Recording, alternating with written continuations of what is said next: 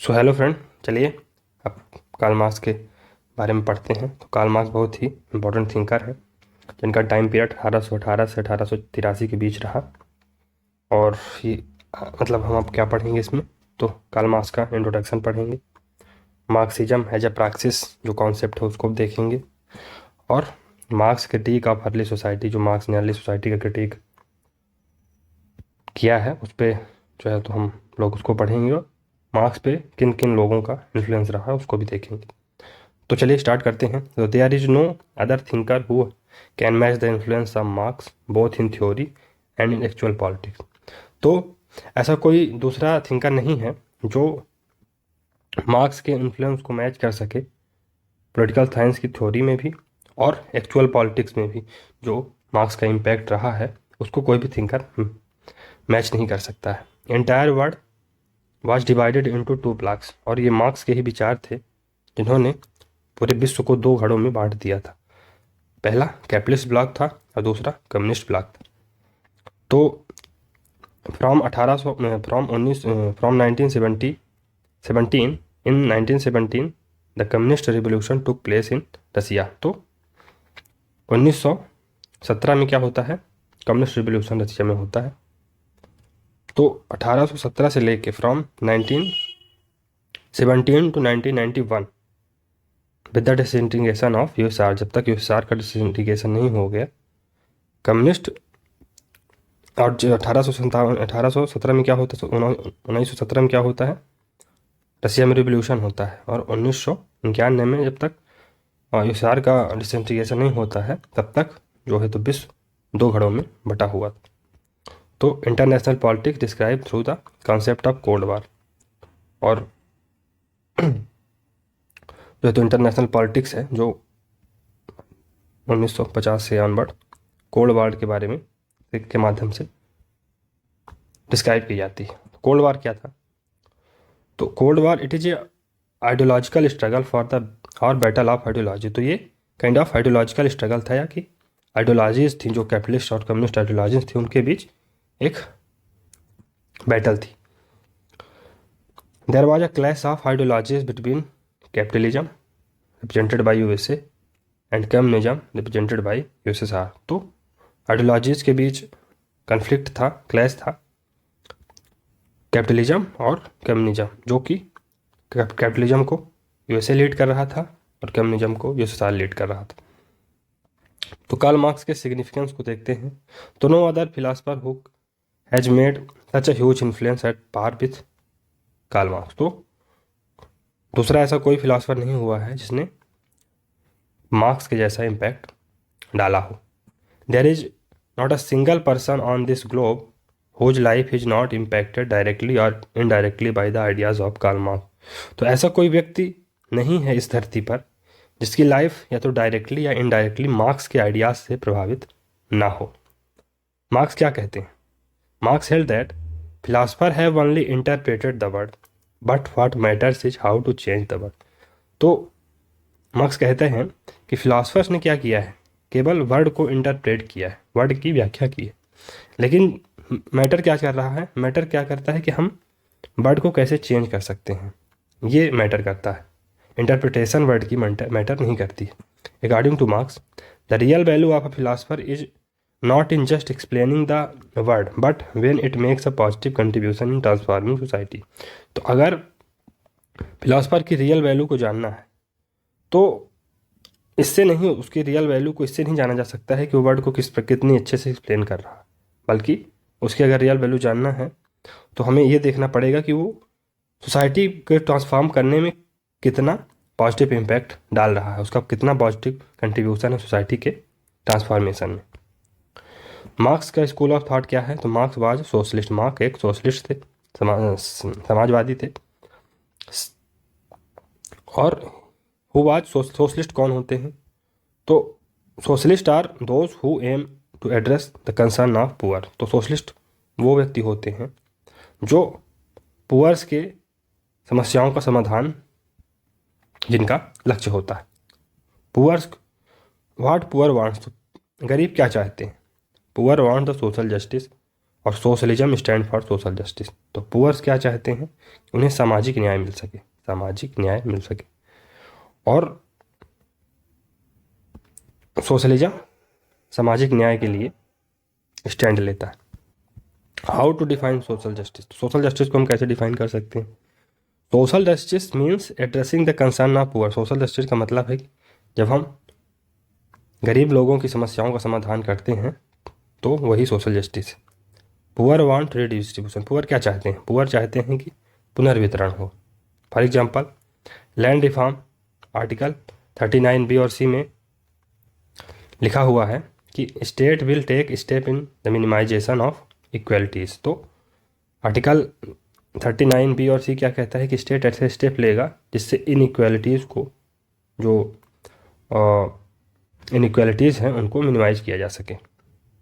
तो article 39B और C जो DPSP के पार्ट 4 में आते हैं, ये सोशलिस्ट विजन को रिफ्लेक्ट करते हैं। ये आर्टिकल क्या बताता है? आर्टिकल 39B और C क्या बताते हैं? About the minimization of social and economic inequality, जो सामाजिक और आर्थिक जो असमानताएं हैं उनको कम करने के बारे में ये आर्टिकल बताते हैं। अंडर इट B2 का प्रोग्राम ऑफ लैंड रिफॉर्म, और इन्हीं के चलते भारत ने लैंड रिफॉर्म जैसे कदम उठाए। लैंड रिफॉर्म एक रिडिस्ट्रीब्यूशन है, तो land reform kind of redistribution है। Concerning India is agricultural society, so land has been the key economic resource. क्योंकि इंडिया एक एग्रीकल्चरल सोसाइटी था, जहाँ पर एग्रीकल्चर का बोलबाला था, कृषि प्रधान देश था, तो लैंड को एक बहुत ही महत्वपूर्ण आर्थिक रिसोर्स के रूप में देखा गया। When Britishers came they introduce permanent land settlement. जब ब्रिटिशर्स भारत में आए तो उन्होंने क्या किया? उन्होंने परमानेंट सेटलमेंट इंट्रोड्यूस किया। लैंड वाज डिस्ट्रीब्यूटेड टू जमींदार, जिसके माध्यम से लैंड को जमींदारों को दे दिया गया।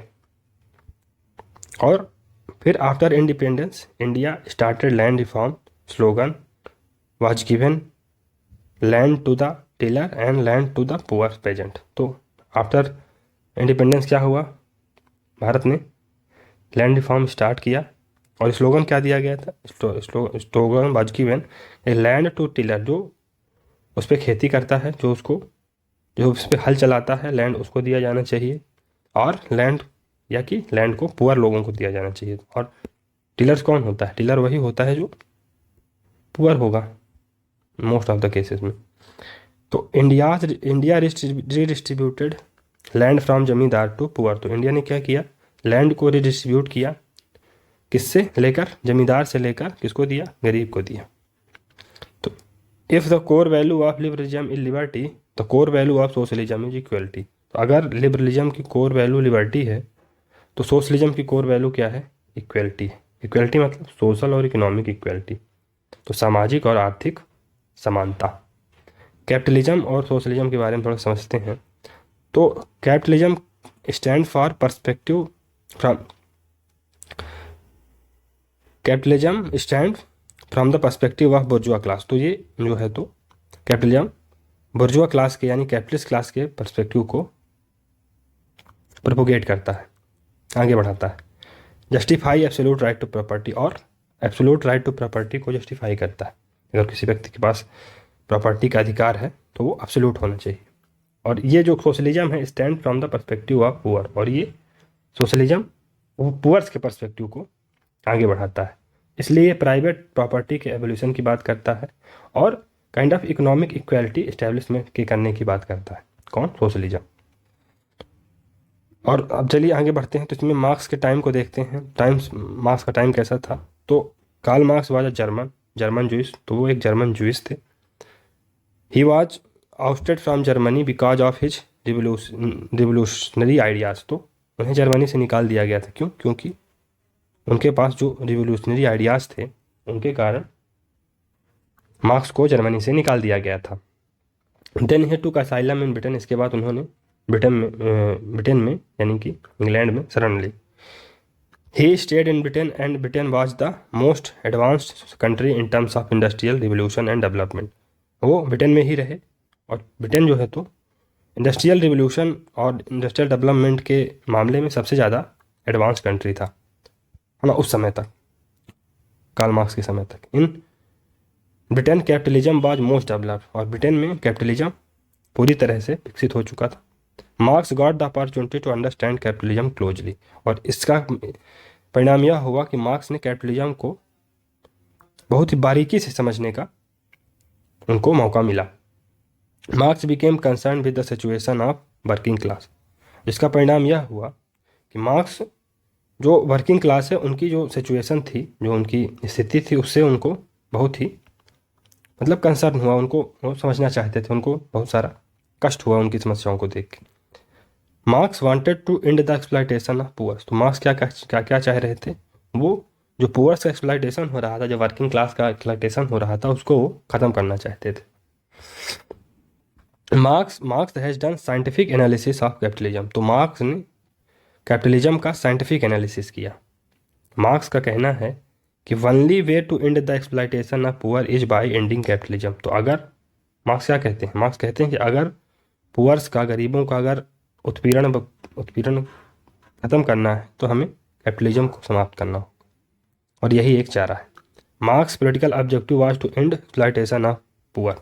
तो मार्क्स का जो पॉलिटिकल ऑब्जेक्टिव क्या था, वो पुअर्स को एक्सप्लॉयटेशन से, पुअर्स का जो एक्सप्लॉयटेशन हो रहा था उसको वो समाप्त करना चाहते थे। कैसे?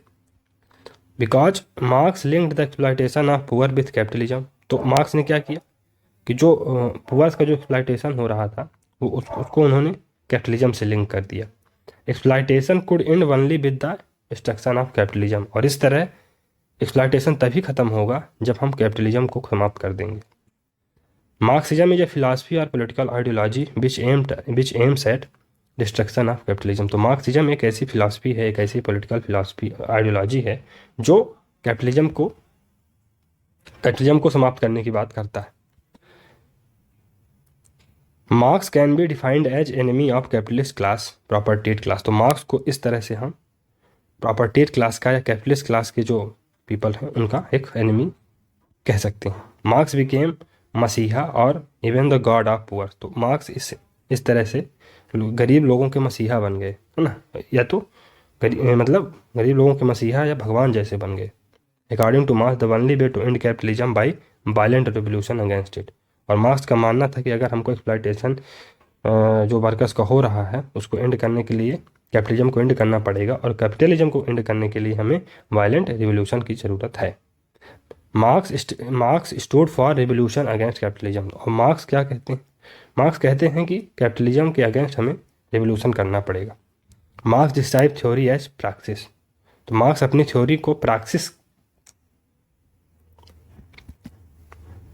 से डिस्क्राइब करते हैं। प्रैक्टिस क्या है? Practice denote a revolutionary theory means theory which aims to bring revolution. तो प्रैक्टिस एक रिवोल्यूशनरी थ्योरी होती है, एक रिवोल्यूशनरी थ्योरी होती है जो रिवोल्यूशन को एक ऐसी थ्योरी जो रिवोल्यूशन लाना चाहती है।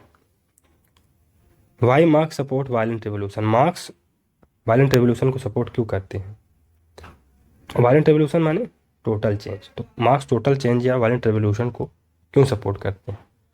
बिकॉज मार्क्स राइट्स, क्योंकि मार्क्स लिखते हैं कि violence is the midwife of change and there is no birth without blood. तो मार्क्स का कहना है कि वायलेंस जो है तो चेंज की मिड वाइफ है, और बिना खून दिए कोई भी जन्म नहीं हो सकता है। तो बिना खून के कोई जन्म नहीं हो सकता है, और वायलेंस चेंज की मिड वाइफ है। Means there is no change और no new system will emerge peacefully. इसका यह मतलब हुआ कि कोई भी चेंज और कोई भी नया सिस्टम पीसफुली तो आने से रहा। मिडवाइफ कौन होती है? मिडवाइफ होती है someone who assist the child birth. तो मिडवाइफ कौन होती है? जो चाइल्ड बर्थ में असिस्ट करती है। जो धाय माँ टाइप के कंसेप्ट नहीं होता है उसमें, कि जो जैसे बच्चा जब होता है तो उसको जब असिस्ट जो औरतें करती हैं उन्हें मिडवाइफ कहा जाता है। तो the essence of Marxism is if exploitation of the workers और poor have to be ended. तो जो it can be happen only when they will take up arms, violent revolt against state to capture power, to destroy capitalism. तो Marxism का essence क्या है? Marxism का सार क्या है? कि अगर वर्कर्स के एक्सप्लॉयटेशन को ख़त्म करना है तो हमें अपने अपने हाथों में हथियार लेना पड़ेगा, है ना, आर्म्स को लेना पड़ेगा और स्टेट के अगेंस्ट रिवोल्यूशन करना पड़ेगा, जिससे हम पावर को कैप्चर कर सकें और कैपिटलिज्म को डिस्ट्रॉय कर सकें। बिकॉज वर्कर्स और poor can not expect the state will do justice, क्योंकि वर्कर्स और पुअर यह तो वर्कर्स स्टेट से ये एक्सपेक्ट नहीं कर सकते हैं कि वो उनके साथ न्याय करेगा, है ना। Because state is itself instrument of capitalist का, क्योंकि स्टेट स्वयं कैपिटलिस्ट का एक इंस्ट्रूमेंट है, एक टूल है जिसे कैपिटलिस्ट यूज करते हैं। तो स्टेट क्या है, एक टूल है जिसे कैपिटलिस्ट द्वारा यूज किया जाता है। इसलिए वर्कर्स ये एक्सपेक्ट नहीं कर सकते हैं कि उनके साथ न्याय किया जाएगा, इसलिए उनको अपना आर्म्स को अपने हाथ में लेना पड़ेगा अगर उनको अपने एक्सप्लॉयटेशन को ख़त्म करना है कैपिटलिस्ट के खिलाफ। Marx suggest that the workers of the world unite, they have nothing to lose except their chain. Marx कहते हैं कि workers of the world unite, है ना, विश्व भर के वर्कर्स आप यूनाइट हो जाइए, आपके पास खोने के लिए कुछ नहीं है, केवल अपनी जो चेन्स हैं केवल वही हैं खोने के लिए, और कुछ नहीं है आपके पास खोने के लिए। You have words to win, और जीतने के लिए बहुत पूरा संसार पड़ा। This statement show that Marxism is a internationalist philosophy. तो ये स्टेटमेंट शो करता है कि मार्क्सिज्म एक इंटरनेशनलिस्ट फिलॉसफी है। चलिए, तो मार्क्सिस्ट, इनको लेफ्टिस्ट या कम्युनिस्ट भी कहते हैं, इनको इंटरचेंजेबली यूज किया जा सकता है। Are called as anti national, उनको एंटी नेशनल कहा जाता है। क्यों? क्योंकि they aim to bring the revolution against state. क्यों? क्योंकि वो स्टेट के अगेंस्ट रिवोल्यूशन लाने की बात करते हैं, इसलिए उन्हें एंटी नेशनल कहा जाता है। Marxist are anti capitalist, and if they are anti capitalist they are also anti state, anti national. क्योंकि मार्क्सिस्ट क्या है, एंटी कैपिटलिस्ट है, वो कैपिटलिज्म को उखाड़ फेंकना चाह रहे हैं। तो चूंकि वो एंटी कैपिटलिस्ट हैं, बाय डिफ़ॉल्ट वो एंटी स्टेट हो जाएंगे और एंटी नेशनल हो जाएंगे। क्यों? क्योंकि एंटी स्टेट क्यों हो जाएंगे? क्योंकि स्टेट जो है तो कैपिटलिस्ट के हाथ का एक इंस्ट्रूमेंट है अकॉर्डिंग टू मार्क्सिस्ट, इसलिए वो एंटी स्टेट भी हो जाएंगे और एंटी नेशनल भी हो जाएंगे। तो Marx was socialist and socialism can be consider as political philosophy और ideology from the perspective of poor. तो मार्क्स एक सोशलिस्ट थे और सोशलिज्म को हम एक पॉलिटिकल फिलासफी या आइडियोलॉजी किसके कह सकते हैं, जो पुअर्स के पर्सपेक्टिव को रिप्रेजेंट करती है। Whether Marx is a first socialist, क्या मार्क्स पहले सोशलिस्ट रहे हैं? तो क्या मार्क्स पहले सोशलिस्ट थे? नहीं। क्यों? There have been socialist before Marx, तो मार्क्स से पहले भी सोशलिस्ट रहे हैं। Socialist before Marx are called as early socialist. तो जो सोशलिस्ट मार्क्स के पहले हुए हैं उनको अर्ली सोशलिस्ट कहा जाता है। तो Marx called early socialist, that is socialist before Marx as utopian socialist. तो मार्क्स जो है जो अर्ली सोशलिस्ट है, जो मार्क्स के पहले सोशलिस्ट हुए हैं, उनको यूटोपियन सोशलिस्ट कहता है। क्यों? थोड़ा सा इसमें समझने की कोशिश करते हैं कि मार्क्स, सोशलिज्म बिफोर मार्क्स क्या था और सोशलिज्म आफ्टर मार्क्स कैसे हुआ। तो socialism before Marx can be called as early socialist, जो सोशलिस्ट मार्क्स के पहले उन्हें अर्ली सोशलिस्ट कहा जाता है, और Marx called early socialist as utopian. तो और मार्क्स ने अर्ली सोशलिस्ट को यूटोपियन कहा है। Marx called his socialism as scientific, और जो मार्क्स अपने सोशलिज्म को क्या कहता है, साइंटिफिक बोलता है या वैज्ञानिक। और जो अर्ली सोशलिस्ट है उनका जो सोशलिज्म है वो कैसा है, वो यूटोपियन है, अब्स्ट्रैक्ट आइडियाज पर आधारित, इसका कोई सिर और पूंछ नहीं। Why Karl Marx consider early socialist as utopian, और why he calls himself as scientific. तो मार्क्स अर्ली सोशलिस्ट को यूटोपियन क्यों कहता है और खुद को साइंटिफिक क्यों कहता है? तो चलिए आगे बढ़ते हैं। तो अर्ली सोशलिस्ट कौन थे? तो since marks is the most important personality in the history of socialism, क्योंकि मार्क्स सोशलिज्म की जो हिस्ट्री है उसमें सबसे महत्वपूर्ण पर्सनालिटी है, इसलिए socialist are categorize with reference to Marx. इसलिए सोशलिस्टों को मार्क्स के रेफरेंस में कैटेगराइज किया जाता है। Socialist before Marx are called as early socialist, जो मार्क्स से पहले सोशलिस्ट हुए उनको अर्ली सोशलिस्ट कहा जाता है। और जो prominent early socialist before marks थे वो कौन कौन से थे, जो महत्वपूर्ण सोशलिस्ट हुए हैं मार्क्स पहले, वो सेंट साइमन थे, चार्ल्स फूरियर थे, रॉबर्ट ओवेन थे। और रॉबर्ट ओवेन को father of cooperative movement in Britain भी कहा जाता है, तो ये ध्यान रखने योग्य बातें हैं। तो अर्ली जो सोशलिस्ट थे before Marx, Saint Simon, Charles Fourier, Robert Owen. और रॉबर्ट ओवेन को कोऑपरेटिव मूवमेंट का फादर कहा जाता है ब्रिटेन के रेफरेंस में। Early socialist believe in the peaceful method of bringing socialism. तो अर्ली जो सोशलिस्ट थे वो सोशलिज्म को पीसफुल तरीके से लाना चाहते थे। कैसे? By appealing to the conscience of the capitalist class. कैसे? कि आप जो है तो जो कैपिटलिस्ट क्लास की अंतरात्मा है, उनकी जो कंसाइंस है उसको अपील करिए। Changing the conscience means changing the heart. तो अगर आप कंसाइंस को चेंज कर रहे हैं, इसका क्या मतलब है कि आप उनके हार्ट को चेंज कर दीजिए, इतने परिवर्तन लाइए। But from the perspective of Marx they are utopians, means they are impractical.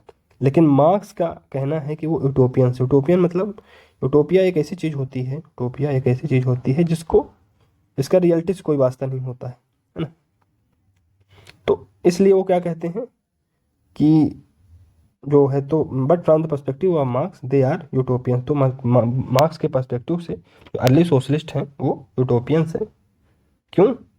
इसका क्या मतलब हुआ? इसका मतलब ये हो कि वो इम्प्रैक्टिकल है। तो वाई दे आर यूटोपियन और इम्प्रैक्टिकल? तो इम्प्रैक्टिकल और यूटोपियन क्यों है?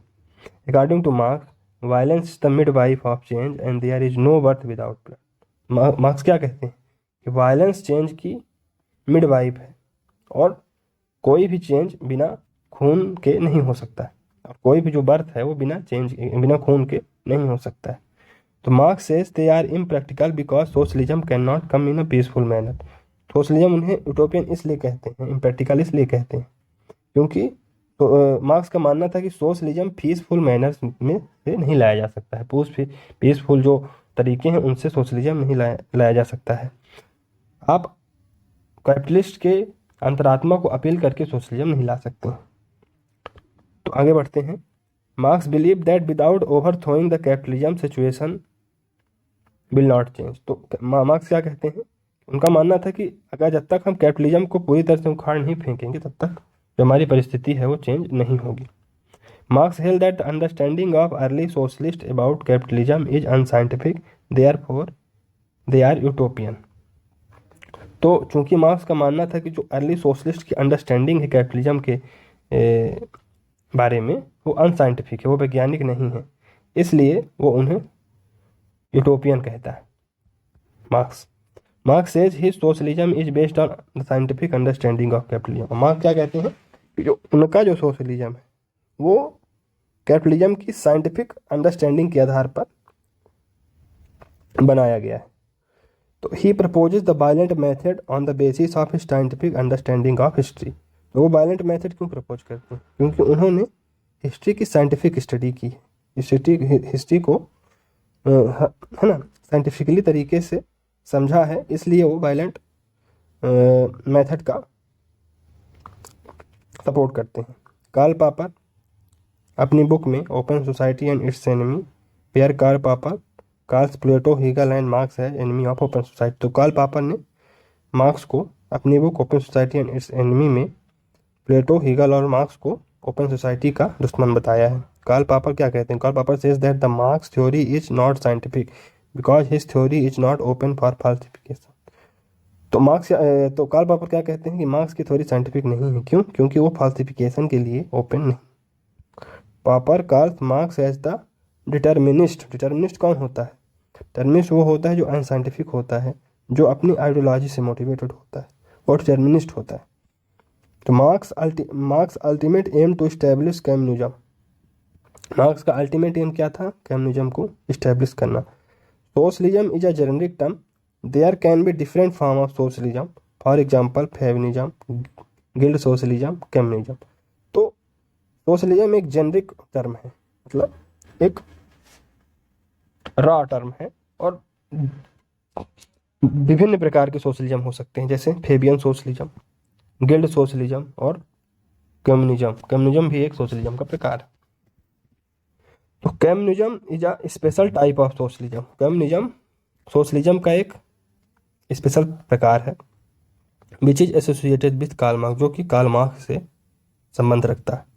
It implies that every communist is socialist but every socialist is not communist. इसका यह मतलब हुआ कि हर जो जो भी कम्युनिस्ट होगा वो सोशलिस्ट होगा, लेकिन जो सोशलिस्ट होगा जरूरी नहीं है कि वो कम्युनिस्ट हो, क्योंकि सोशलिज्म तो बहुत प्रकार का होता है। फेबियन सोशलिज्म, तो जो नेहरू भी सोशलिस्ट थे, लेकिन वो फेबियन सोशलिस्ट थे, वो कम्युनिस्ट नहीं थे। और माओ कम्युनिस्ट था, माओ कम्युनिस्ट थे, इसलिए वो सोशलिस्ट तो रहे ही होंगे, थे ही। व्हाट आर द इसेंशियल और unique feature of communism. Communism का यूनिक फीचर क्या है, उनके इसेंशियल फीचर क्या है? According to Karl Marx, communism is classless and stateless society. तो मार्क्स के अनुसार जो कम्युनिज्म है वो एक क्लासलेस और स्टेटलेस सोसाइटी है, जहाँ पर क्लास नहीं होंगी और सोसाइटी स्टेट भी नहीं होगा। मार्क्सिज्म एक ऐसा सोसाइटी होगी जहाँ पर क्लास नहीं होगी, जहाँ पर स्टेट नहीं होगा। Communism of Marx is quite similar to Ram Rajya of Gandhi. तो जो मार्क्स का कम्युनिज्म है वो गांधी के राम राज्य से मैच करता है, because both are classless and stateless society, क्योंकि गांधी का राम राज्य भी क्लासलेस सोसाइटी है, स्टेटलेस सोसाइटी है, और मार्क्स का भी जो कम्युनिज्म है वो भी क्लासलेस और स्टेटलेस सोसाइटी की बात करता है। The difference in marks communism and Gandhi's Ram Raj is not with respect two ends but with respect two means. तो जो गांधी का राम राज्य है और मार्क्स का कम्युनिज्म है, उसमें गोल को लेकर कोई अंतर नहीं, गोल में कोई डिफरेंस नहीं है। डिफरेंस है उस गोल को अचीव करने में जो साधन, जो मीन्स यूज किए जाएंगे, उसमें अंतर है। मार्क्स क्या कहते हैं, मार्क्स वायलेंट मेथड प्रपोज करते हैं कि आप हिंसा का सहारा लीजिए, और गांधी अहिंसा की बात करते हैं, वो अंतरात्मा को अपील करने की बात करते हैं। And from Marx perspective Gandhi approach to bringing communism is utopian. तो इस प्रकार अगर मार्क्स के पर्सपेक्टिव से देखा जाए तो जो गांधी की अप्रोच है कैपिटलिज्म को या कि कम्युनिज्म को लाने की और कैपिटलिज्म को खत्म, मतलब काइंड ऑफ ज़्यादा ह्यूमन बनाने की, वो यूटोपियन है, मतलब इम्प्रैक्टिकल है। तो वर्क्स ऑफ कार्ल मार्क्स के थोड़ा सा जो उन्होंने अपने उनके जो बहुत सारे राइटिंग्स हैं, वर्क्स हैं, उनको देख लेते हैं। तो ओल्ड मार्क्स की क्या क्या वर्क्स हैं? दास कैपिटल ओल्ड मार्क्स का वर्क है, ओल्ड मार्क्स का वर्क है। तो ये बुक है जो इकोनॉमिक्स के लिए लिखी गई थी, जो इसमें इकोनॉमिक्स के वेरियस सिद्धांत लिखे हुए हैं। कम्युनिस्ट मैनिफेस्टो, तो मार्क्स का ये पॉलिटिकल वर्क है। Believe in the work of old marks, जो ओल्ड मार्क्स के वर्क पर विश्वास करते हैं उन्हें ऑर्थोडॉक्स मार्क्सिस्ट कहा जाता है। और यंग मार्क्स, तो यंग मार्क्स का जो एक महत्वपूर्ण पुस्तक थी, economics and philosophical manuscript. Those who followed young Marx they are called neo Marxist. तो जिन्हें जो मतलब यंग मार्क्स की बातों को फॉलो करते हैं उन्हें नियो मार्क्सिस्ट कहा जाता है। और this work came in limelight quite later. तो ये जो वर्क है यंग मार्क्स का, ये 1900 के बाद आया, 1990s के बाद आया, जो मतलब तब उसमें मतलब प्रकाश में आया जब मार्क्स की मृत्यु हो चुकी। तो ये बहुत ही लेट सामने आया था, जो यंग मार्क्स का इकोनॉमिक एंड फिलोसफिकल मैनिफेस्टो का वर्क था। तो वर्क ऑफ मेच्योर मार्क्स, तो मेच्योर मार्क्स के कौन कौन से वर्क हैं? तो मेच्योर मार्क्स के जो वर्क हैं वो है communist manifesto. Marks has given doctrine of revolution. तो मार्क्स ने कम्युनिस्ट अपने जो मैनिफेस्टो है उसी में अपनी जो रिवोल्यूशन का डॉक्ट्रिन है दिया है। तो चलिए अब देखते हैं कि मार्क्स में किन किन लोगों का इन्फ्लुएंस रहा है, या कौन कौन सी चीज़ें हैं जो मार्क्स को इन्फ्लुएंस करती हैं। सबसे पहले तो फ्रेंच रिवोल्यूशन मार्क्स को इन्फ्लुएंस करता है। ब्रिटिश स्कूल ऑफ थॉट, वो भी मार्क्स को इन्फ्लुएंस करती है। और जो जर्मन फिलॉसफी थी, प्राइमरली हीगल की जो फिलॉसफी थी, हीगल से भी मार्क्स बहुत ज़्यादा प्रभावित थे। तो चलिए थोड़ा सा हीगल के बारे में जानते हैं। तो हीगल एक महत्वपूर्ण स्टेटमेंट है कि real is rational and rational is real. तो जो रियल है वो रेशनल है और जो रेशनल है वही रियल है। कांत क्या कहते हैं, और जो है तो कांट का एक पर्सपेक्टिव है या कि एक उनका कॉन्सेप्ट है कैटेगोरिकल इंपेरेटिव का।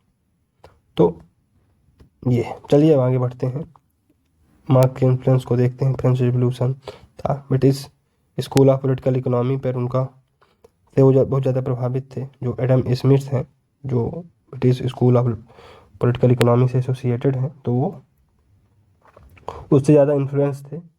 और जो एडम स्मिथ ने लेसस फेयर पॉलिसी की बात की थी, और जर्मन फिलासफी जो कि हीगल से ज़्यादा, मतलब प्राइमरली हीगल से बहुत ज़्यादा प्रभावित थे। तो चलिए हीगल के बारे में थोड़ा पढ़ते हैं। तो हीगल के दो महत्वपूर्ण जो स्टेटमेंट हैं, वो पहला है कि रियल इज रेशनल और रेशनल इज रियल, मतलब जो रियल है वो रेशनल है और जो रेशनल है वो रियल है। और दूसरा उनका स्टेटमेंट था कि state is a March of God on this earth. तो स्टेट जो है तो ईश्वर का इस धरती पर काइंड ऑफ आगमन है। ये क्वेश्चन आप हीगल से संबंधित पूछे जा सकते हैं। तो among the influences on Karl Marx there is a huge influence of German philosophy. तो जो कार्ल मार्क्स के ऊपर जिन लोगों या फिलासफीज का इन्फ्लुएंस रहा है, उसमें जर्मन फिलासफीज का बहुत ही महत्वपूर्ण योगदान है, बहुत ही महत्वपूर्ण इन्फ्लुएंस रहा है। Among the German philosopher there is a huge influence of Hegel on Marx. और जो जर्मन फिलासफर रहे हैं उनमें से हीगल का मार्क्स पर बहुत गहरा प्रभाव है। तो हीगल के बारे में चलिए देखते हैं। तो हीगल क्या कहा जाता है, Hegel is called as the philosopher of philosopher. तो हीगल को जो फिलासफर होते हैं उनका ही फिलासफर माना गया है, मतलब फिलासफर ऑफ फिलासफर्स।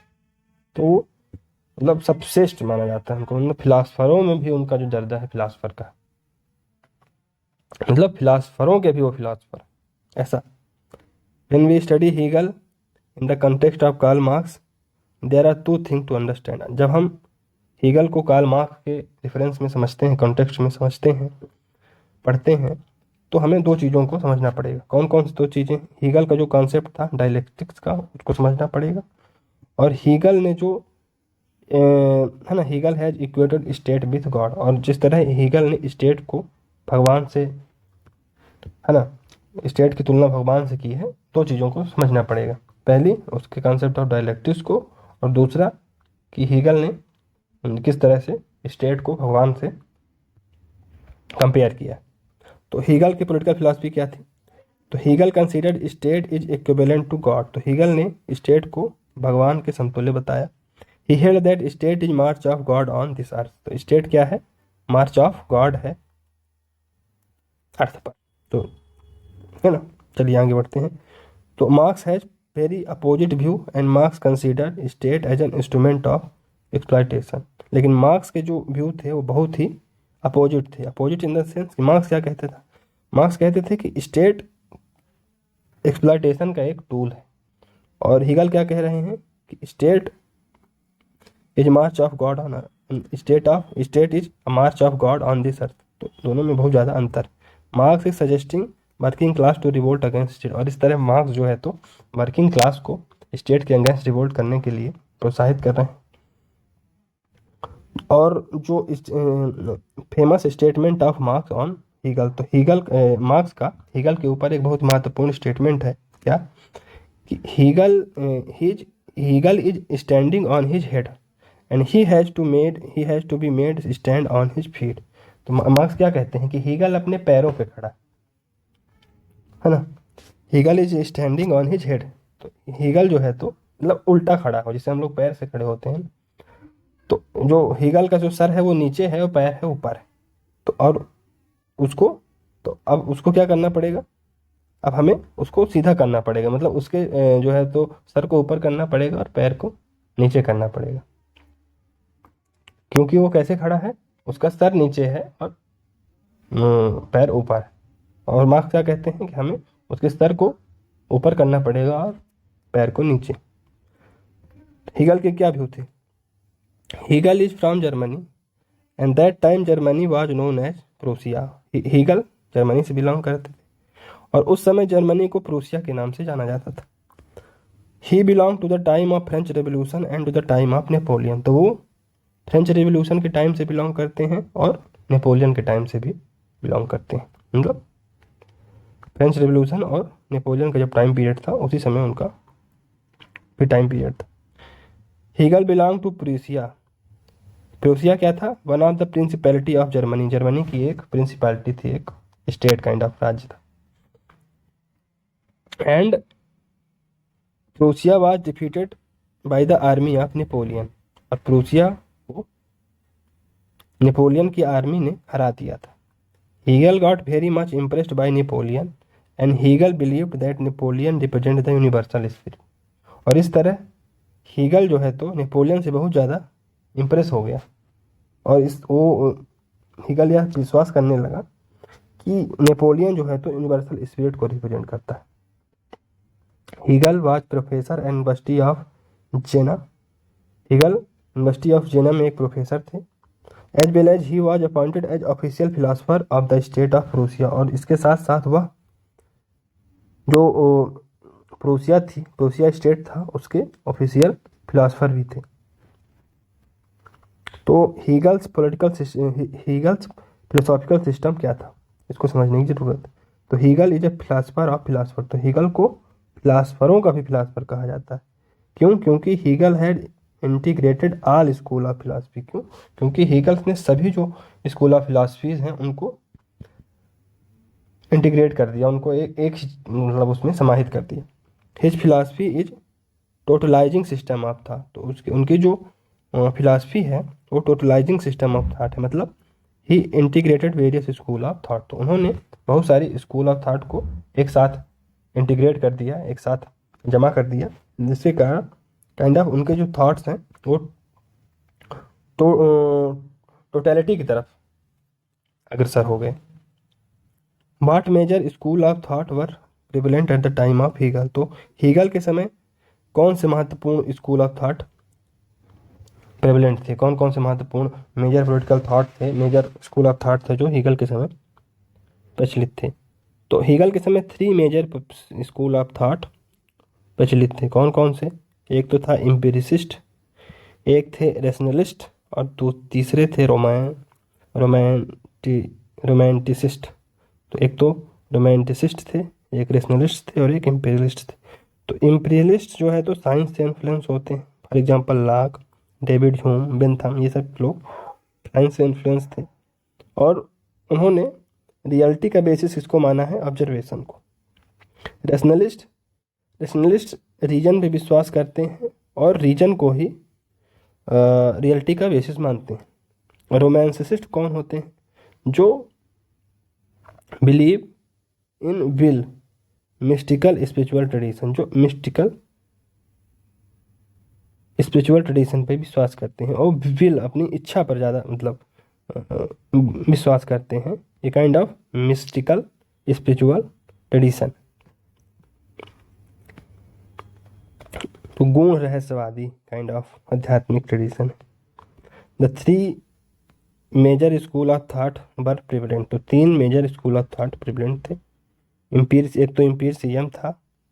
तो every school of philosophy has its ontology and epistemology. तो हर स्कूल जो हर फिलासफी होती है उसकी एक ऑन्टोलॉजी होती है, थ्योरी ऑफ नॉलेज होता है, और एक एपिस्टेमोलॉजी होती है, कंसेप्शन ऑफ रियलिटी होता है।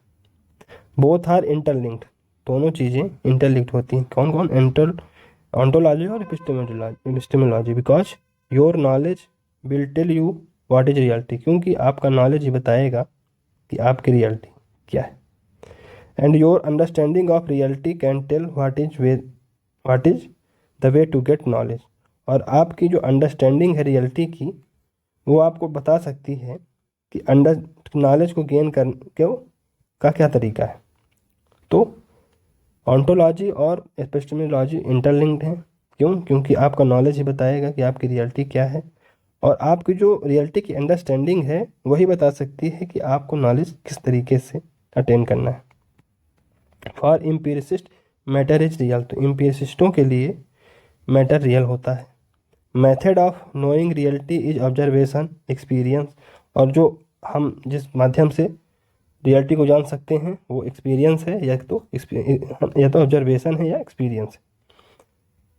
और एक्सपीरियंस और ऑब्जर्वेशन हम कैसे करते हैं? अपनी सेंसरी ऑर्गन के माध्यम से करते हैं।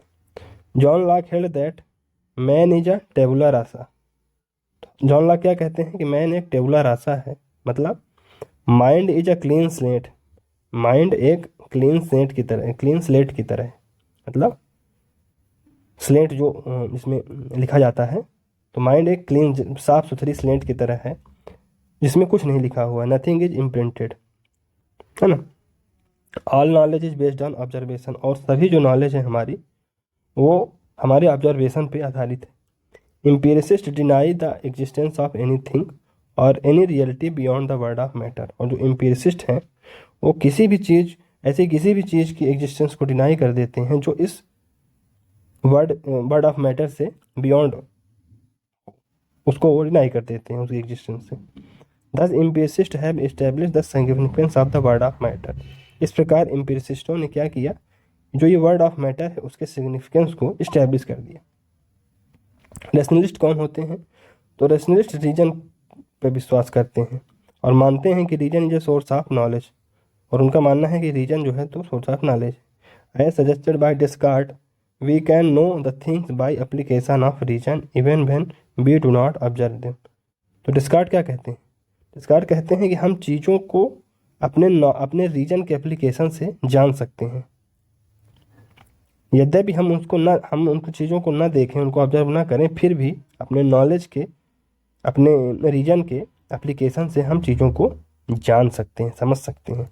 Rationalist believe that idea is also real and it can not be rejected as unreal, और रैशनलिस्ट का मानना है कि आइडिया भी रियल है, मैटर तो रियल है ही, आइडिया भी रियल है, और इसे अनरियल कह के रिजेक्ट नहीं किया जा सकता।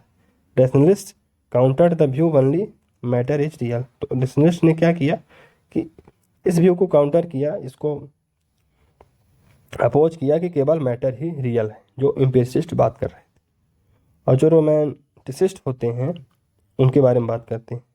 Find in the idea of Rousseau, तो जो रोमांटिसिज्म है वो रूसो के आइडिया में पाया जाता है। तो romanticist philosopher is critics of enlightenment tradition. तो जो रोमांटिक फिलासफर होते हैं, जो रोमांटिसिस्ट फिलासफर होते हैं, वो इनलाइटनमेंट के क्रिटिक होते हैं, उनको इनलाइटनमेंट अच्छा नहीं लगता है। इनलाइटनमेंट किस चीज़ को जोर दे रहा था? साइंटिफिक रीजनिंग पर जोर दे रहा था, रैशनैलिटी की बातें कर रहा था, और ये सब उनको पसंद नहीं, ये आप साइंटिफिक रीजनिंग और रैशनैलिटी की बात ना करिए। इस प्रकार रूसो जो है तो एनलाइटनमेंट का एक विरोधी था, मतलब critic of science and modernity. इसका क्या मतलब हुआ कि वो साइंस और मॉडर्निटी का विरोधी था। Rousseau has brought enlightenment of mysticism in thinking, मतलब Rousseau has brought the element of mysticism in thinking. तो रूसो ने मिस्टिसिज्म मतलब स्पिरिचुअलिटी का एलिमेंट लाया थिंकिंग में, आध्यात्मिकता का एक तड़का लगाया किसमें? थिंकिंग में। Like Rousseau has presented the general will is the will of God, है ना। रूसो क्या कहता है कि जर्नल बिल क्या है? Will of God. तो उसने काइंड ऑफ स्पिरिचुअल एलिमेंट लाया थिंकिंग में। Romanticist talk about going back to the nature. तो रोमांटिसिस्ट नेचर में जाने की बात करते हैं, नेचर में फिर से जाने की बात करते हैं। And they are against of science and modernity, और वो साइंस और मॉडर्निटी के विरोधी होते हैं। He is a philosopher of philosopher, Hegel is a philosopher of philosopher because he is combining the three tradition of philosophy into the integrated school of thought. तो Hegel को philosopher of philosopher क्यों कहा जाता है? क्योंकि वो जो तीनों ट्रेडिशन हैं, एम्पिरिसिस्ट, रैशनलिस्ट और रोमांटिसिस्ट, तीनों ट्रेडिशन को कंबाइन करता है और एक इंटीग्रेटेड स्कूल ऑफ थॉट बनाता है। तो integrate the tradition of matter के ट्रेडिशन को इंटीग्रेट करता है, आइडिया के ट्रेडिशन को और बिल के ट्रेडिशन को, मतलब मटेरियलिस्ट जो एम्पिरिसिस्ट ट्रेडिशन है उसको, रैशनलिस्ट ट्रेडिशन है उसको, और जो मिस्टिकल ट्रेडिशन है जो कि गॉड में विश्वास करते हैं, स्पिरिचुअलिटी में विश्वास करते हैं, उन तीनों को कंबाइन करता है। इसलिए उसे फिलासफर ऑफ फिलासफर कहा जाता है। Hegel says that real is rational and rational is real. तो ये एग्जाम के लिए एक महत्वपूर्ण स्टेटमेंट हो सकता है, क्वेश्चन हो सकता है कि real is rational and rational is real. चलिए समझते हैं इस स्टेटमेंट को कि real is rational, rational is real क्या है। तो फॉर एक्सप्लेनिंग एवं स्टेटमेंट, इस स्टेटमेंट को एक्सप्लेन करने के लिए हमें हीगल की ओंटोलॉजी और हीगल की एपिस्टेमोलॉजी दोनों को एक्सप्लेन करना पड़ेगा। हीगल के डायलेक्टिक्स को एक्सप्लेन करना पड़ेगा और हीगल के जो स्टेट के ऊपर व्यू है उसको भी एक्सप्लेन करना पड़ेगा। तो ओंटोलॉजी का मतलब होता है कंसेप्शन ऑफ रियलिटी, तो रियलिटी का क्या कंसेप्शन है, और हाउ टू नो रियलिटी। और एपिस्टेमोलॉजी का मतलब होता है कि रियलिटी कैसे जानी जा सकती है, मतलब मेथड क्या होगा रियलिटी को जानने का। ओंटोलॉजी रियलिटी के बारे में बताती है और जो है तो एपिस्टेमोलॉजी उसको जानने का तरीका बताती है कि रियलिटी को आखिर जाना कैसे जा सकता है। चलिए इस स्टेटमेंट को फिर से जानने की कोशिश करते हैं कि real is rational and rational is real. तो इंट्रोडक्शन चलिए इसका क्या हो सकता है कि Hegel is philosopher of philosopher. तो हीगल फिलासफरों का भी फिलासफर है, because he integrated 3 school of philosophy into a single system. क्यों? क्योंकि उन्होंने 3 स्कूल ऑफ फिलासफी को एक सिंगल सिस्टम में कंबाइन कर दिया। कौन कौन सी? एम्पिरिसिस्ट जो मैटर पर जोर देती है, रैशनलिस्ट जो आइडिया का जो पर फोकस करती है, और रोमांटिसिस्ट जो गॉड या विल की बात करते हैं, मिस्टिसिज्म की बात करते हैं। तो कंटेक्स्ट क्या है इस स्टेटमेंट का? Hegel give this statement to address the limitation of the thought of Immanuel Kant. तो जो हीगल हैं वो स्टेटमेंट क्यों देते हैं? वो स्टेटमेंट इसलिए देते हैं क्योंकि वो इमैनुअल कांत के जो थॉट्स हैं उनके लिमिटेशंस को वो एड्रेस करना चाहते थे, उनका समाधान करना चाहते थे। इमैनुअल कांत कौन है? Immanuel Kant also face the problem in the state of philosophy. तो इमैनुअल कांत भी ने भी स्टेट ऑफ फिलासफी में कुछ प्रॉब्लम फेस की। क्या प्रॉब्लम थी? What was the state of western philosophy eight the time of Immanuel Kant. तो इमैनुअल कांत के समय वेस्टर्न फिलासफी की क्या स्टेट थी, क्या दशा थी? तो eight the time of Kant the western philosophy was in the state of confusion और केओस। तो कांत के समय वेस्टर्न फिलासफी कन्फ्यूजन से गुजर रही थी, उसको उसमें केओस था। क्या? Why it is in state of chaos? क्यों ये केओस में क्यों थी? Because contradictory school of philosophy were existing. क्यों? क्योंकि कंट्राडिक्टरी स्कूल ऑफ फिलासफी मतलब विरोधाभासी स्कूल धाराएं फिलासफी की एग्जिस्ट कर रही थी। कंट्राडिक्टरी स्कूल कौन कौन सी थी? एम्पिरिसिस्ट थी जो ऑब्जर्वेशन या मैटर को रियल मानते थे, रैशनलिस्ट आइडिया को रियल मानते थे, और रोमांसिस्ट विल या स्पिरिट की बात करते थे, स्पिरिचुअलिज्म की बात करते थे, मिस्टिसिज्म की बात करते थे। Among these contradictory school of philosophy, Immanuel Kant is a rationalist and representing the philosophy of enlightenment। तो इन तीनों जो कंट्रडिक्टरी स्कूल ऑफ थॉट हैं उसमें इमैनुअल कांत एक रैशनलिस्ट के तौर पर उभर के सामने आते हैं और फिलासफी ऑफ एनलाइटनमेंट को रिप्रेजेंट करते हैं। एनलाइटनमेंट मतलब try to understand everything on the basis of reason. तो हर चीज़ को रीजन के आधार पर समझना चाहते थे। कौन? Immanuel Kant. Enlightenment held that man is rational and therefore there is no role of religion. और एनलाइटनमेंट क्या कहता है कि मैन एक रैशनल प्राणी है, एक तार्किक व्यक्ति है, इसलिए रिलीजन का उस पर कोई रोल नहीं होना चाहिए, इसलिए रिलीजन का कोई रोल नहीं है। Immanuel Kant has made a huge contribution in the field of ethics. तो इमैनुअल कांत ने एथिक्स के क्षेत्र में बहुत ही महत्वपूर्ण योगदान दिया है। Kant is influenced by enlightenment rationalism. तो और कांत एनलाइटनमेंट से या रैशनलिज्म से प्रभावित थे, और एनलाइटनमेंट यानी कि रैशनलिज्म, और रेनेसा मतलब जो कि ह्यूमनिज्म को रिप्रेजेंट करता है, उससे भी प्रभावित थे। तो इमैनुअल कांत क्या करते हैं? इमैनुअल कांत है चैलेंज द एम्पिरिसिस्ट और मटेरियलिस्टिक व्यू। तो इमैनुअल कांत ने जो एम्पिरिसिस्ट व्यू था, जो मटेरियलिस्टिक व्यू था, उसको चैलेंज किया। तो एम्पिरिसिस्ट या कि मटेरियलिस्ट क्या बिलीव करते हैं? वो believe that only matter is real, जिनका मानना था कि केवल मैटर रियल है। फॉर एग्जाम्पल यूटिलिटेरियन क्या कहते हैं कि मैटर बस real. And experience is a source of knowledge, और एक्सपीरियंस जो है, तो अगर हम किसी चीज़ को एक्सपीरियंस कर रहे हैं, पा रहे हैं, ऑब्जर्व कर पा रहे हैं, तो वो सोर्स ऑफ नॉलेज होगा। टोटलिटेरियंस आर कंसिक्वेंशलिस्ट, तो टोटलिटेरियंस कौन से क्या है, वो कंसिक्वेंशलिस्ट है, मतलब वो परिणाम पर ज़्यादा फोकस देते हैं, है ना। अगर किसी भी एक्शन को करने से हमें अच्छा प्लेजर होता है तो एक्शन सही है, और अगर पेन होता है तो एक्शन गलत है। इथिकल रिलेटिविस्ट एंड प्योर मटेरियलिस्ट, वो इथिकल रिलेटिविस्ट है, मतलब इथिक्स को वो विद इन एक कॉन्टेक्स्ट में देखते हैं, और पूरी तरह से मटेरियलिस्ट है। Totalitarian ethics are there is nothing right and wrong in abstract sense, absolute sense. तो टोटलिटेरियन इथिक्स का क्या मतलब है? टोटलिटेरियन इथिक्स कहती है कि कुछ सही नहीं है, कुछ गलत नहीं है ना। एब्सोल्यूट सेंस में कुछ भी सही और कुछ भी गलत नहीं होता है। ये है इथिकल रिलेटिविस्ट का आइडिया कि कोई भी चीज़ ना तो गलत है ना तो सही। No permanent and fix standard of ethical conduct, और इसलिए इथिकल कंडक्ट का कोई भी एक फिक्स या परमानेंट स्टैंडर्ड नहीं। राइट और wrong depend upon the consequences, और राइट और रॉन्ग परिणाम पर निर्भर है ना।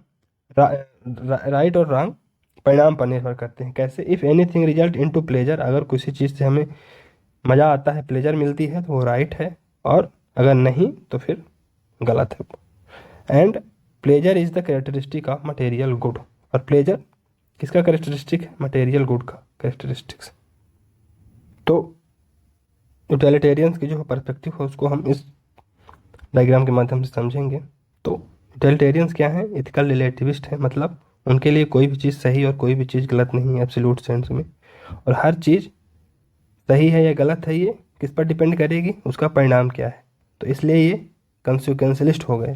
कंसिक्वेंशलिस्ट मतलब कंसिक्वेंशलिस्ट मतलब अगर कोई चीज़ से हमें पेन प्लेजर होता है तो वो राइट है, अगर पेन होता है तो वो गलत है। अब प्लेजर एक मटेरियल गुड है, इसलिए फिर वो मटेरियलिस्टिक भी हो गए। तो ये तीन चीज़ें हैं जो उनके साथ रिलेट किया जानी चाहिए। Immanuel Kant is a rationalist, and as a rationalist he regard the view that only matter is real or material world is real he rejects, है ना। तो इमैनुअल कांट एक रैशनलिस्ट थिंकर हैं, और रैशनलिस्ट थिंकर होने के कारण वो इस व्यू को रिजेक्ट करते हैं कि केवल मैटर ही रियल है और केवल मटेरियल वर्ल्ड ही रियल है ना। रैशनलिस्ट हैं तो वो आइडिया को भी इम्पोर्टेंस देते हैं। He rejects the view that knowledge is gained only by experience, तो वो इस व्यू को भी रिजेक्ट करते हैं कि नॉलेज को हम केवल और केवल एक्सपीरियंस या ऑब्जर्वेशन से ही गेन कर सकते हैं। ये reject the view that mind is tabula rasa, और वो इस चीज़ का भी जो लाक कहते हैं ना कि माइंड इज टेबुला रासा, तो इस चीज़ को भी है ना रिजेक्ट करते हैं कि माइंड टेबुला रासा नहीं है, क्लीन स्लेट नहीं है। Immanuel Kant goes for integration of empiricism with rationalism, तो इमैनुअल कांट क्या करते हैं कि एम्पिरिसिज्म को रैशनलिज्म के साथ इंटीग्रेट कर देते हैं, और वह कहते हैं he says that matter is real and at the same time idea is also real. तो वो क्या कहते हैं कि मैटर तो रियल है ही, लेकिन आइडिया भी उसी के है ना, आइडिया भी महत्वपूर्ण है, उसी के साथ आइडिया भी महत्वपूर्ण है। तो if there is a word of matter there is also word of idea और रीजन, तो अगर एक कोई वर्ड है जो मैटर से बना हुआ है तो एक वर्ड ऐसा भी है जो आइडियाज और रीजन पे बेस्ड है। Kant divide the word into two type, Kant words को दो प्रकार में बांटते हैं, वर्ड ऑफ नाउमेना और वर्ड ऑफ फिनोमिना। तो चलिए इसको समझते हैं कि वर्ड ऑफ नाउमेना और वर्ड ऑफ फिनोमिना क्या है। What is word of? तो वर्ड ऑफ फिनोमिना मतलब जो वर्ड घटनाओं से मिलकर बना है। It is a word of matter not permanent limited to time and space, तो एक ऐसा वर्ड है, वर्ड ऑफ फिनोमिना एक ऐसा वर्ड है जो मैटर से मिलकर बना है, परमानेंट नहीं है, और टाइम और स्पेस से लिमिटेड। वर्ड ऑफ नाउमेना क्या है? वर्ड ऑफ नाउमेना है वर्ड ऑफ आइडिया, जो एक ऐसा वर्ड जो आइडिया से मिलकर बना है, जो कि एक स्थायी वर्ड है ना, और जो कि which is above the time and space, जो कि समय और स्थान से परे है। तो इमैनुअल कांत क्या कहते हैं, knowledge is gained not just by empirical observation but also by reason. तो नॉलेज को केवल एम्पिरिकल ऑब्जर्वेशन के माध्यम से ही नहीं गेन किया जा सकता है, बल्कि रीजन के द्वारा भी गेन किया जा सकता है। Immanuel Kant accept the existence of mind and he believed that along with senses even the mind is a source of knowledge। तो इमैनुअल कांत माइंड के एग्जिस्टेंस को एक्सेप्ट करते हैं और वो मानते हैं कि सेंसेस के अलावा, सेंसेस के अलावा माइंड भी नॉलेज का एक सोर्स हो सकता है। He says that we gain knowledge by application of mind and not just by observation. तो हम नॉलेज के एप्लीकेशन से भी जो है, तो हम अपने माइंड के एप्लीकेशन से भी नॉलेज गेन करते हैं, केवल ऑब्जर्वेशन या एक्सपीरियंस के आधार पर नहीं।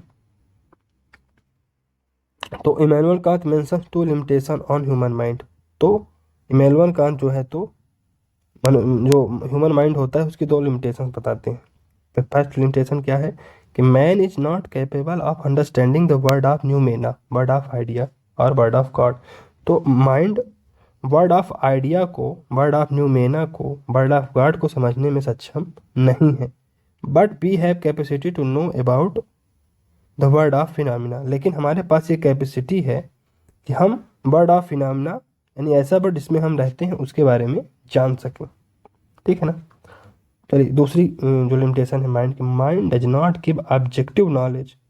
माइंड ऑब्जेक्टिव नॉलेज नहीं देता है। इसका क्या मतलब हुआ कि it means different people observe the word of phenomena differently. मतलब अलग अलग व्यक्ति वर्ड को अलग अलग तरीके से ऑब्जर्व करते हैं, है ना। हर व्यक्ति की रियलिटी अलग होती है। तो we do not see the word with naked eyes. तो हम आँखों को अपनी खुली आंख से नहीं देखते। आँखों को, हम वर्ड को अपने है ना, जो हमारे आइडियाज़ होते हैं, जो हमारे पूर्व धारणाएं होती हैं, पूर्वाग्रह होते हैं, उनसे भी देखते हैं, है ना। तो how ever as per Kant के अनुसार the word of noumena exist but we can not understand it. तो उनका मानना था कि वर्ड ऑफ न्यूमेना यानी world of idea, world of God exist तो करता है, लेकिन हम उसे समझ नहीं सकते। All knowledge which we have is subjective. जो भी नॉलेज हमारे पास है वो सब्जेक्टिव है, माने there is no objective knowledge, मतलब कि ऑब्जेक्टिव नॉलेज नहीं। Immanuel Kant accepting the word of idea और world of noumena is real but we can not know it. तो Immanuel Kant world of idea को, world of noumena को accept तो करते हैं, लेकिन वो ये कहते हैं कि हम इसको जान नहीं सकते। In this context Hegel's view countered Kant. तो इस कंटेक्स्ट में हीगल ने कांत को काउंटर किया है। कैसे कि रियल इज रेशनल, मतलब it means whatever is real whether it is word of noumena और world of phenomena is rational, मतलब knowledgeable, means can be known by application of reason और माइंड। क्या मतलब है इसका, रियलाइजेशन का, कि वट एवर इज रियल, जो कुछ भी रियल है, जो कुछ भी सत्य है, चाहे वह वर्ड ऑफ न्यूमेना हो, चाहे वर्ड ऑफ न्यूमेना मतलब वर्ड ऑफ आइडिया हो, या वर्ड ऑफ फिनोमिना माने वर्ड ऑफ मैटर हो, इज रेशनल मतलब नॉलेजेबल है। इसका क्या मतलब हुआ कि रेशनल है, नॉलेजेबल है? इसका मतलब है कि हम उसको जान सकते हैं। अगर हम अपने रीजन, अपने माइंड को अप्लाई करें तो हम उसको जान सकते हैं।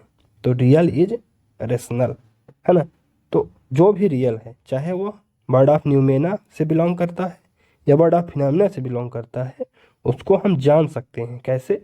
अगर हम अपने रीजन, अपने माइंड को अप्लाई करें तो हम उसको जान सकते हैं। इमैनुअल कांत क्या कहते हैं कि though we can not know the word of noumena it there is always craving in human mind to know the word of noumena और वर्ड ऑफ आइडिया और वर्ड ऑफ गॉड। तो Immanuel Kant क्या कहते हैं कि हालांकि हम word of noumena, world of idea को जान नहीं सकते हैं, लेकिन मनुष्य के दिमाग में हमेशा ये चुल उठती रहती है, हमेशा ये जानने की मनुष्य कोशिश करता रहता है। किसको जानने की कोशिश करता रहता है? World of noumena, world of idea, world of God को हमेशा जानने की इच्छा, जानने की चाहत मनुष्य के दिमाग में हमेशा रहती है। तो अब पैराडॉक्स देखते हैं इमैनुअल कांत में क्या पैराडॉक्स था। तो Immanuel Kant also suggest still we can understand the world with the application of reason. तो इमैनुअल कांत क्या कहते हैं, ये भी सजेस्ट करते हैं कि still we can understand world of noumena with the application of reason. तो हम वर्ड ऑफ न्यूमेना को अपने रीजन के एप्लीकेशन से जान सकते हैं। तो ये पैराडॉक्स ना हुआ, पहले तो कह रहे हो आप कि हम नहीं जान सकते हैं, आप कह रहे हो कि हम जान सकते हैं। तो he says that we can strive to understand the word of noumena. तो वो कहते हैं कि हम वर्ड ऑफ न्यूमेना को, वर्ड ऑफ आइडिया को जानने का प्रयास तो कर सकते हैं ना। How to understand the word of noumena, world of noumena को कैसे अंडरस्टैंड किया जा सकता है। तो for Immanuel Kant gives his famous concept categorical imperative. तो इमैनुअल कांत अपने कैटेगोरिकल इम्पेरेटिव का कॉन्सेप्ट देते हैं, है ना, किस लिए, वर्ड ऑफ न्यूमेना को, वर्ड ऑफ आइडिया को जानने के लिए। What is categorical imperative, categorical imperative क्या है। It is the foundation of Kantian ethics. तो कैटेगोरिकल इम्पेरेटिव है वो कांतियन जो इथिक्स है उसका फाउंडेशन है, उसका बेस है। Kant held that the foundation of ethics has to be based in human reason and not in religion. तो कांत का मानना था कि जो इथिक्स की फाउंडेशन है वो ह्यूमन रीजन पर बेस्ड होनी चाहिए, रिलीजन पर नहीं। For Immanuel Kant ethics has secular origin. तो इमैनुअल कांत के लिए इथिक्स का सेकुलर ओरिजिन है। तो कैटेगोरिकल इम्पेरेटिव और हाइपोथेटिकल इम्पेरेटिव क्या होता है। तो कैटेगोरिकल मतलब एब्सोल्यूट, इम्पेरेटिव मतलब ड्यूटी। तो कैटेगोरिकल इम्पेरेटिव मतलब होता है एब्सोल्यूट ड्यूटीज। तो categorical imperative are not hypothetical imperative. तो कैटेगोरिकल जो इम्पेरेटिव हैं, एब्सोल्यूट ड्यूटीज हैं, वो हाइपोथेटिकल इम्पेरेटिव्स नहीं हैं। तो categorical imperatives are absolute duties. तो कैटेगोरिकल इम्पेरेटिव्स क्या हैं, एब्सोल्यूट ड्यूटीज, मतलब they have to be followed in all circumstances irrespective of the outcome. तो कैटेगोरिकल इम्पेरेटिव्स क्या हैं, एब्सोल्यूट ड्यूटी हैं जिन्हें हर हालात में फॉलो किया जाना चाहिए, है ना। परिणाम चाहे अच्छा हो चाहे बुरा हो, इससे कोई फर्क नहीं पड़ता है, हमें उन चीज़ों को फॉलो करना चाहिए जो एब्सोल्यूट ड्यूटी है उनको। तो categorical imperative laid down the foundation of deontological theory of ethics. तो कैटेगोरिकल इम्पेरेटिव ने जो डिओंटोलॉजिकल थ्योरी ऑफ एथिक्स है उसकी फाउंडेशन, उसका बेस को बनाया है। तो चलिए थोड़ा सा कैटेगोरिकल इम्पेरेटिव को समझ लेते हैं और अच्छे से। तो I must be honest because it is good to be honest whatever is the consequence. तो एग्जाम्पल आता है कि मुझे ऑनेस्ट होना चाहिए, क्यों, क्योंकि ऑनेस्ट होना एक अच्छी बात है। अब उसका परिणाम चाहे जो भी हो, परिणाम इन द सेंस कि मुझे ऑनेस्टी के कारण अपने पद से हटा दिया गया, क्यों, क्योंकि जहाँ पर मैं पोस्टेड था वहाँ पर सारे भ्रष्ट ऑफिसर थे और वो नहीं चाहते थे कि मैं वहाँ पर रहूँ, इसलिए मुझे झूठा इल्ज़ाम लगाकर मुझे वहाँ से हटा दिया गया। या कि मुझे प्रलोभन दिया गया कि नहीं बेटा तुम थोड़ा सा ब्राइब ले लो और हमारा काम कर दो, लेकिन मैं अडिग रहा कि नहीं नहीं नहीं, मैं हॉनेस्ट ही रहूँगा, चाहे जो परिणाम हो, चाहे आप मुझे यहाँ से भगा दीजिए, चाहे कुछ भी कर दीजिए मेरे साथ, मैं ऑनेस्ट हूँ तो ऑनेस्ट ही रहूँगा। ये बात है। हाइपोथेटिकल इम्पेरेटिव क्या होता है कि I should be honest because this honesty keeps me pain, I may be landed in jail. तो हाइपोथेटिकल इम्पेरेटिव क्या होगा कि मुझे ऑनेस्ट होना चाहिए, क्योंकि डिसऑनेस्ट होने से दर्द होगा, पेन होगा। पेन कैसे होगा, कहीं मैं जेल में ना पहुंच जाऊं, मैं ब्राइब लेऊं और जेल पहुंच जाऊं, ये थोड़ा सा बात होती। तो Kant's categorical imperative versus hypothetical imperative और हीगल्स के एपिस्टेमोलॉजी और ओंटोलॉजी को समझा जाएगा यहाँ पास।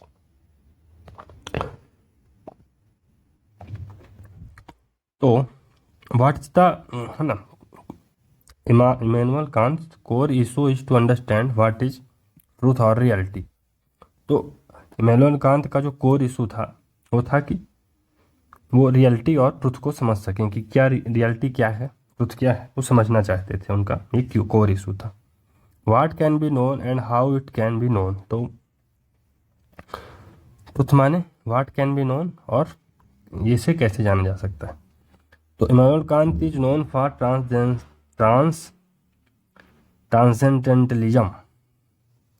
तो Immanuel Kant is known for transcendentalism, है ना। तो Kant believe that both matter and ideas are real. तो कांत का मानना था कि आइडिया और मैटर दोनों रियल हैं, मतलब मैटर वर्ड और वर्ड ऑफ आइडिया दोनों रियल हैं, इसलिए वो एक ट्रांसेंडेंटलिज्म से प्रभावित है ना। वो ट्रांसेंडेंटलिज्म के लिए जाने जाते हैं। तो वो he is known as transcendentalist because he reject the dichotomy between the word of matter and world of idea. तो उन्हें ट्रांसेंडेंटलिस्ट क्यों कहा जाता है, क्योंकि उन्होंने जो वर्ड ऑफ आइडियाज और वर्ड ऑफ मैटर में जो है ना विरोधाभास था उसको रिजेक्ट कर दिया। वर्ड ऑफ आइडिया मतलब वर्ड ऑफ गॉड जो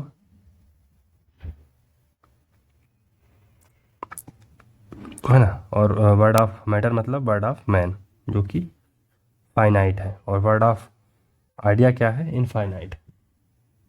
तो ये समझने की जरूरत है। ठीक है। Kant accept the existence of the word of God, absolute idea, spirit, indefinity, infinite, that is the word of noumena. तो कांत ने existence of world of idea, world of God, absolute idea या कि spirit या कि infinity के existence को accept किया है, मतलब वर्ड ऑफ न्यूमेना को वो एक्सेप्ट करते हैं। He says that the word of noumena exist but it is beyond the capacity of human mind to understand.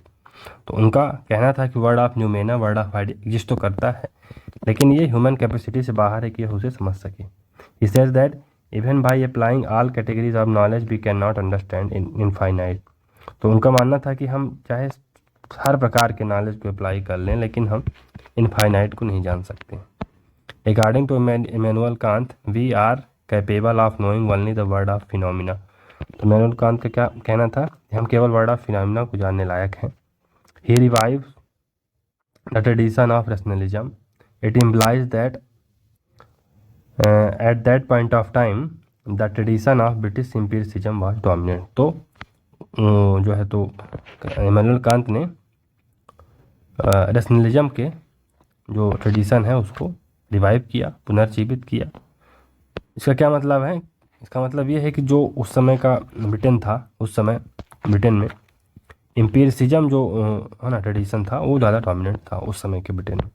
Tradition of empiricism और ट्रेडिशन ऑफ रैशनलिज्म में क्या अंतर है, तो ट्रेडिशन ऑफ एम्पिरिसिज्म लॉक और बेंथम इसको जो है तो रिप्रेजेंट करते हैं, और लॉक का famous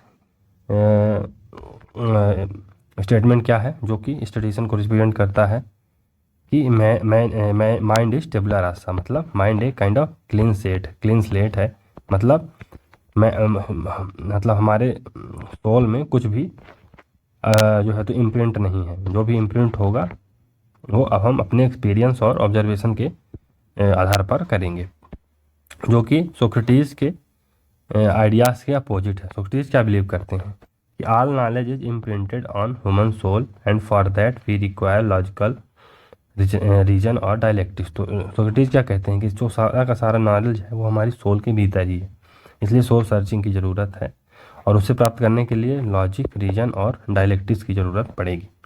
lock says that all knowledge is the outcome of observation. Lock का कहना है कि जो सभी नॉलेज, हर प्रकार का नॉलेज है वो ऑब्जर्वेशन का परिणाम है। व्हाट वी कैन ऑब्जर्व, हम क्या ऑब्जर्व कर सकते हैं, हम वर्ड ऑफ मैटर को ऑब्जर्व कर सकते हैं, वर्ड ऑफ आइडिया को ऑब्जर्व नहीं कर सकते।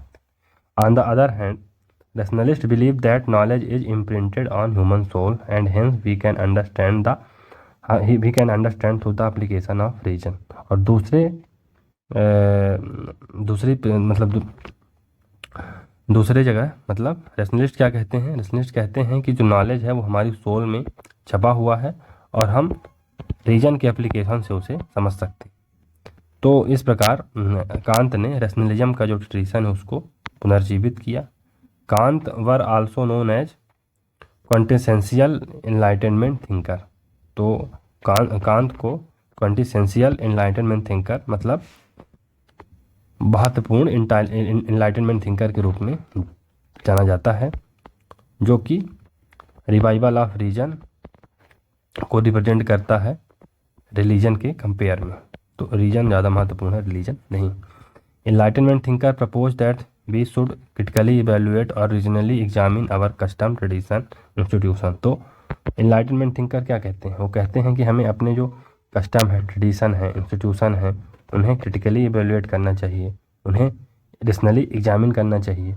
We should reject the institution which does not appear rational. और हमें उन इंस्टीट्यूशन को जो है तो रिजेक्ट कर देना चाहिए जो रेशनल नहीं है। इन एमन राय फाइंड्स और एमन राय में भी हम इस तरह के व्यूज़ को पाते हैं। Immanuel Kant most important contribution has been in the domain of ethics where he gives the concept of categorical imperative. तो इमैनुअल कांत का जो सबसे महत्वपूर्ण कंट्रीब्यूशन है वो इथिक्स के फील्ड में है, जहाँ पर वो अपना कैटेगोरिकल इम्पेरेटिव का कॉन्सेप्ट देते हैं। कैटेगोरिकल एब्सोल्यूट मतलब एब्सोल्यूट ड्यूटी है ना, जिसका कोई एक्सेप्शन नहीं है ना, एब्सोल्यूट ड्यूटी उन्हें करना ही पड़ेगा, कोई इफ एंड बट नहीं चलेगा। Because of this concept of categorical imperative he is known as father of deontological ethics. तो इस कारण उन्होंने जो एब्सोल्यूट ड्यूटीज़ का कॉन्सेप्ट दिया है, इसके कारण उन्हें डियोंटोलॉजिकल एथिक्स का जनक कहा जाता है। तो एथिक्स क्या है, राइट कंडक्ट है, associate origin of ethics from Socrates. तो एथिक्स क्या है, एक राइट कंडक्ट है, और एथिक्स का ओरिजिन कहाँ से एसोसिएट किया जाता है, सोक्रेटिस से। बेसिस ऑफ एथिक्स क्या है, तो मॉडर्न मिडिवल टाइम में religion was seen as the source of ethics. तो मिडिवल टाइम में रिलीजन को एथिक्स के सोर्स के रूप में देखा जाता था। Right conduct given in the book of religion और एंड फॉलो एथिक्स। तो जो राइट कंडक्ट है वो वही होगा जो रिलीजन की बुक में दिया होगा, और अगर हम उसको फॉलो करते हैं तो हम एथिक्स फॉलो कर रहे हैं, हम इथिकल। जो मॉडर्न टाइम में scholar of modern time rejected the authority of religion और basis of ethics is religion. जो मॉडर्न टाइम में स्कॉलर हुए हैं उन्होंने रिलीजन की अथॉरिटी को रिजेक्ट किया है, और इस चीज़ को रिजेक्ट किया है कि जो एथिक्स का बेसिस है वो रिलीजन भी हो सकता है। यूटिलिटेरियन एथिक्स प्रिवेलिंग, और इस समय यूटिलिटेरियन उपयोगितावाद की एथिक्स प्रचलन में थी। अंडरस्टैंडिंग द राइट कंडक्ट, तो हमको राइट कंडक्ट को समझना पड़ेगा कैसे। एम्पिरिसिस्ट पहले कौन आते हैं, एम्पिरिसिस्ट, जो कि जिससे कि utilitarian school of thought develop होती है।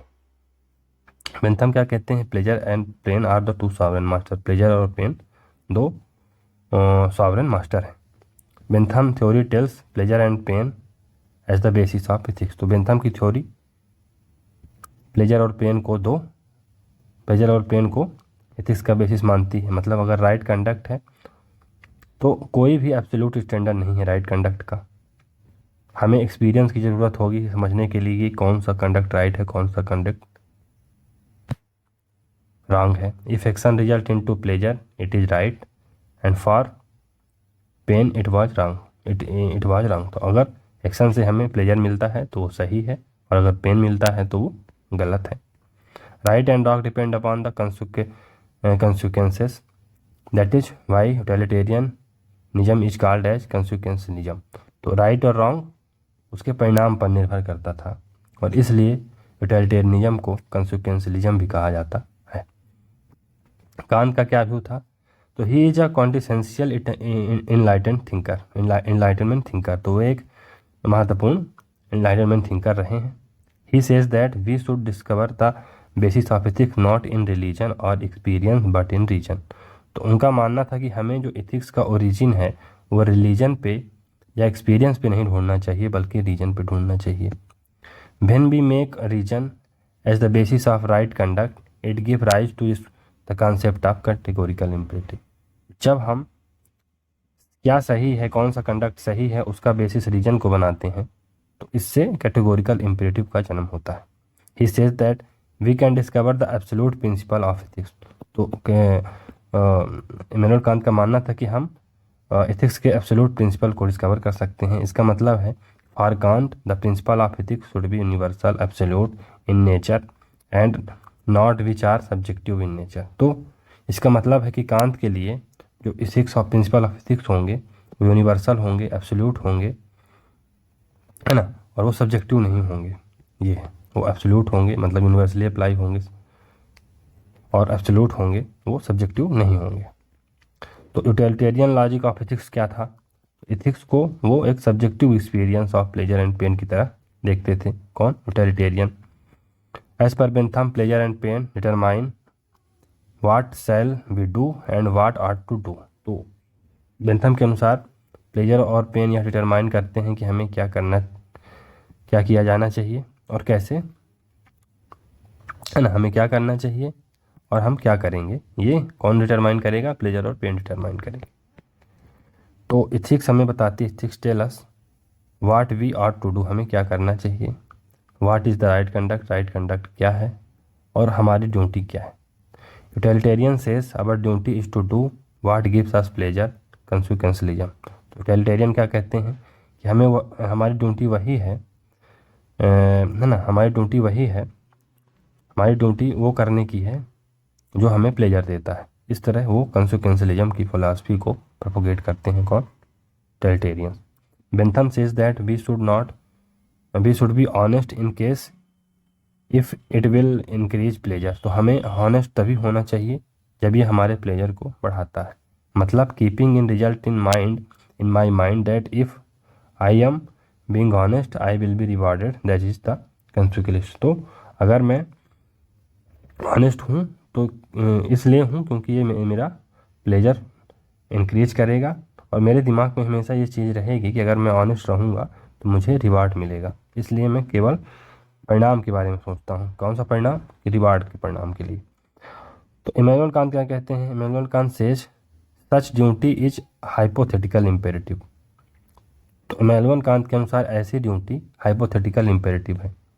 Against that Immanuel Kant recommend categorical imperative, और इसके विपरीत इमैनुअल कांत कैटेगोरिकल इम्पेरेटिव की बात करते हैं। मतलब absolute duty which is to be observe irrespective of consequences, जिसे कंसिक्वेंस परिणाम चाहे जो भी हो फिर भी उसे किया जाना चाहिए। ऐसी ड्यूटी जिसे परिणाम चाहे जो भी हो उसे परफॉर्म करना ही चाहिए। This approach to ethics is called है डिओंटोलॉजिकल अप्रोच, और ये जो अप्रोच है एथिक्स में इसे ही डिओंटोलॉजिकल अप्रोच के नाम से जाना जाता है।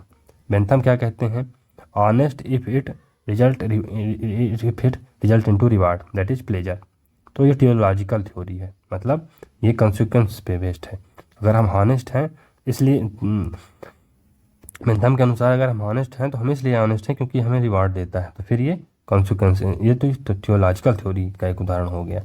कांत क्या कहते हैं? ऑनेस्ट रहो, रिजल्ट की चिंता मत करो कि पेन होगा कि प्लेजर होगा, इसकी चिंता किए बिना आप अगर ऑनेस्ट हैं तब आप सच्चे ऑनेस्ट माने जाएंगे।